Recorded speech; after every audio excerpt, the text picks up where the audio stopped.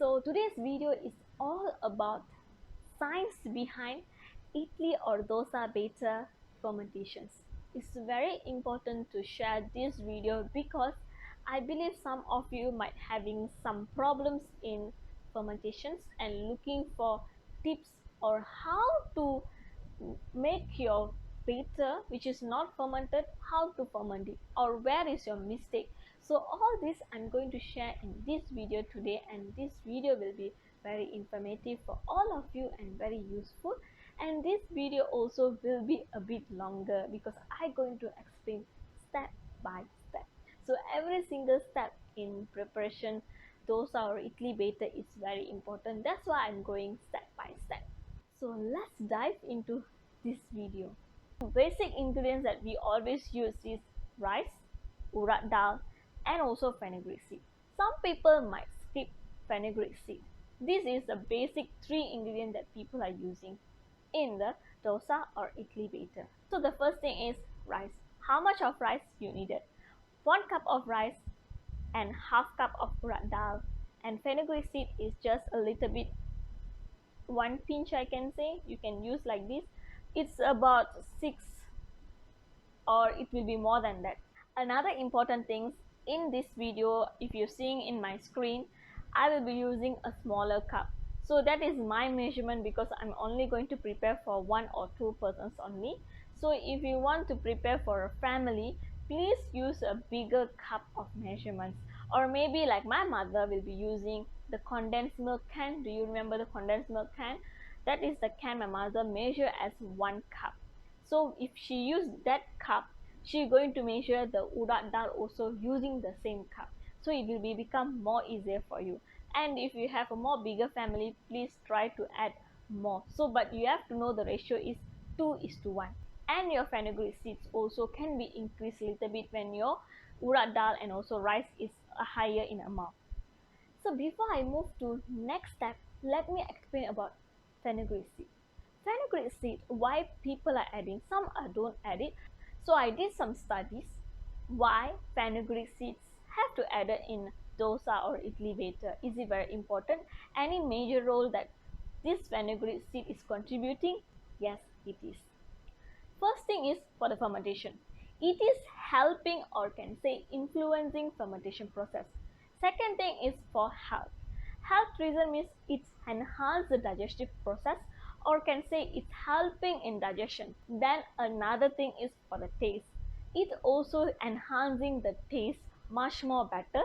And another one is they say it giving a browning kind of or I can say crispy kind of dosa.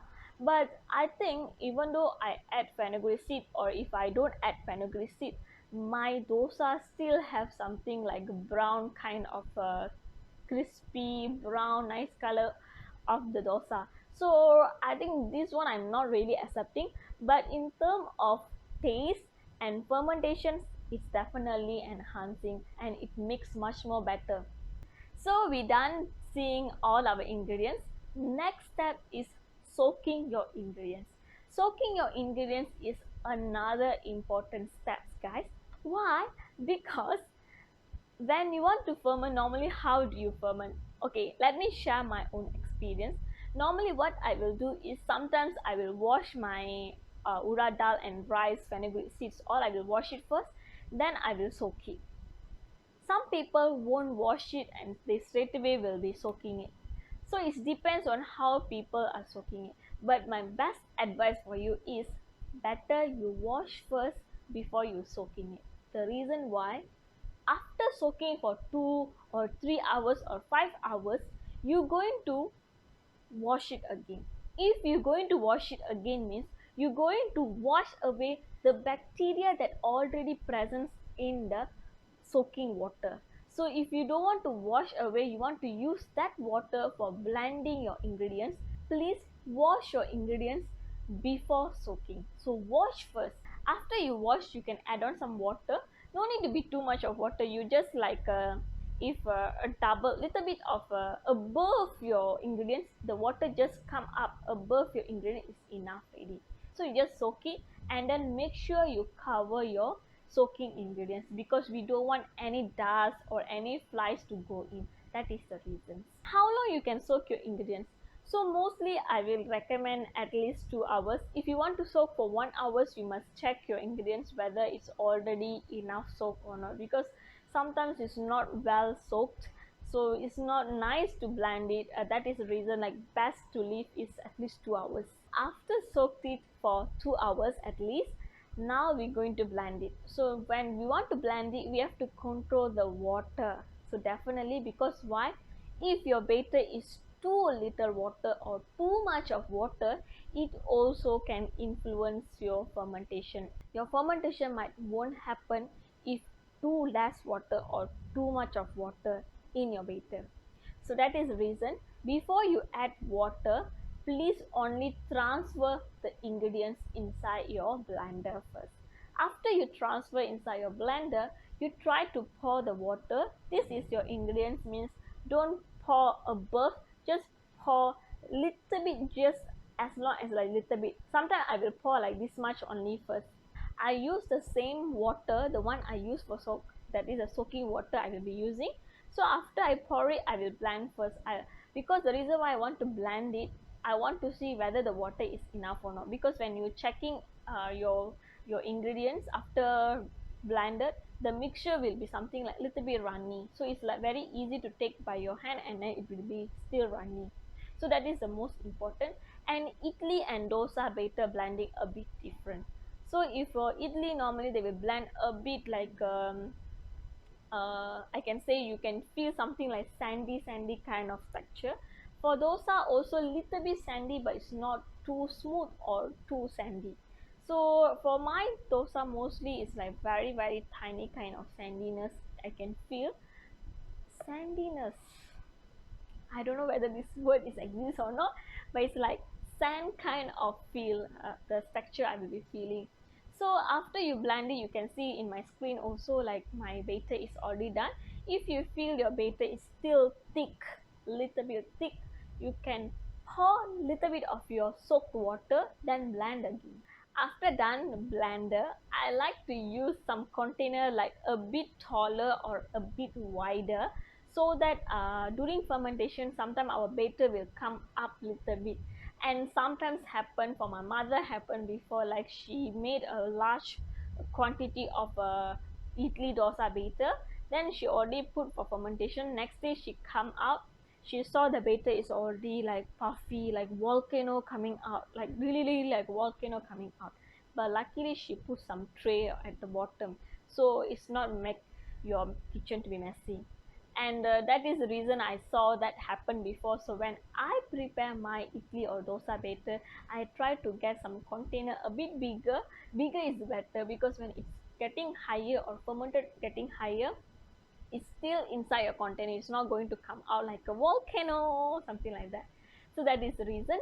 So if you see in my container, I like to carry something like very easy to carry somewhere. So that is the reason I like to use that kind of container. And next step is the most important step. People will be adding salt inside their batter. Yes, salt is important to be added before the fermentation. If you ask me, is it salt influencing the fermentations? Influencing means, is it salt going to help in fermentation? Actually, I can answer salt will reduce the fermentation, because salt will make the fermentation not to be overly happen. So that is the reason we are adding some salt, and also for the taste reason. If you are living in the cold climate, or really it's a winter season, you are living in really like very cold, like 5 degrees celsius, 15 degrees celsius, or negative kind of temperature, I will say don't add salt first. Because if you put salt and the weather outside is already cold, your fermentation might be not happen. Even in Malaysia, sometimes if the weather is too cold at outside, it's rainy season, if I put salt and I prepare my batter, it's not going to ferment as much as I really wanted. So that is the reason, sometimes you have to see your weather, whether your weather is fine or not. And Normally when we want to add our salt, we will be using our hand. Yes, we will be using our hand. We're not going to use spoon, then using spoon to mix. Why? The reason is our hand is warm, and also our hand contains some bacteria. So these bacteria are the one we're going to inoculate inside the batter. And I have a habit of keep washing my hand. I always wash my hand, especially in the kitchen. Then I will start to observe every single process that I'm making my batter.